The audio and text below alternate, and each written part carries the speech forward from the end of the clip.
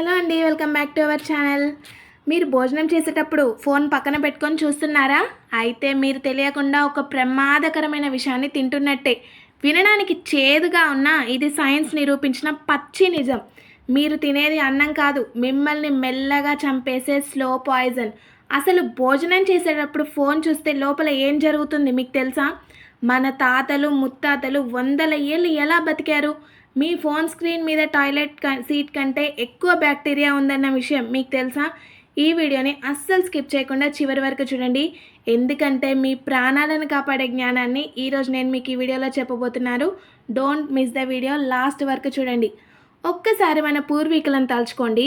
వాళ్ళు 80 ఏళ్ల వయసులో కూడా కంటి చూపు తగ్గకుండా, మోకాళ్ళ నొప్పులు లేకుండా దృఢంగా ఉండేవారు.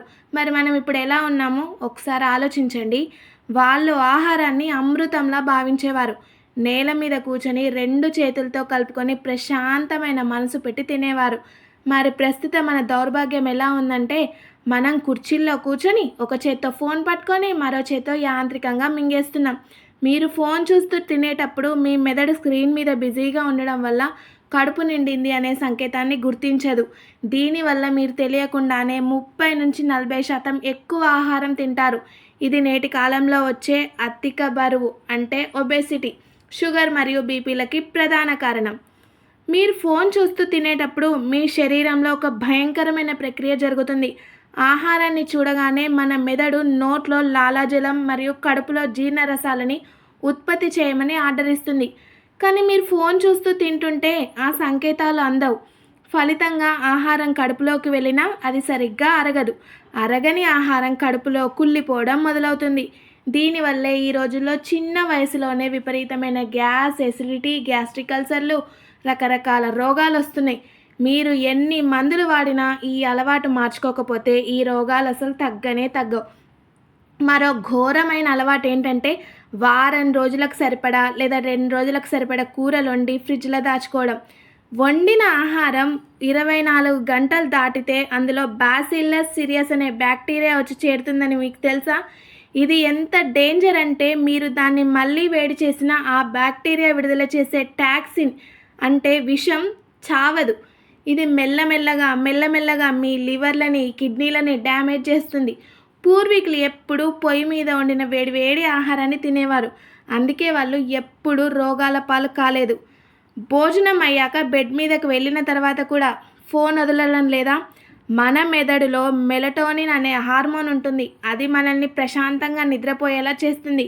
కానీ ఫోన్ నుండి వచ్చే బ్లూ లైట్ ఆ హార్మోన్ని చంపేస్తుంది. ఫోన్ని తల పక్కన పెట్టుకొని పడుకుంటే దాని నుండి వచ్చే రేడియేషన్ తరంగాలు మీ మెదడు కణాలని దెబ్బతీస్తాయి. దీనివల్ల జ్ఞాపక శక్తి తగ్గడం, విపరీతమైన తలనొప్పి, ఇన్సోమ్నియా వస్తాయి. ఫోన్ని కనీసం 5 అడుగుల దూరంలో ఉంచండి ఈ వీడియో చూసిన తర్వాతైనా.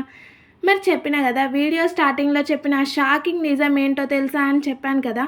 మీరు రోజు పట్టుకునే మీ ఫోన్ స్క్రీన్ మీద ఉండే బ్యాక్టీరియా ఒక టాయిలెట్ సీట్ మీద ఉండే బ్యాక్టీరియా కంటే 10 రెట్లు ఎక్కువ.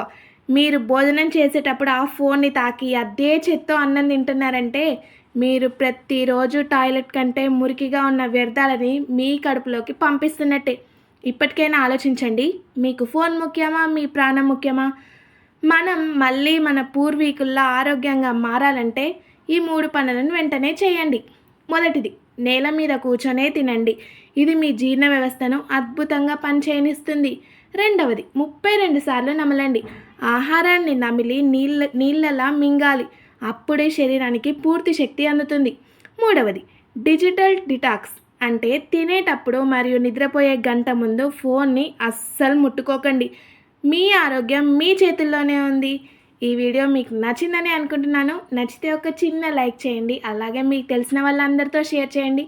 మరిన్ని ఇలాంటి వీడియోల కోసం ఇప్పుడే మన ఛానల్ని సబ్స్క్రైబ్ చేసుకోండి. Thank you for watching this video.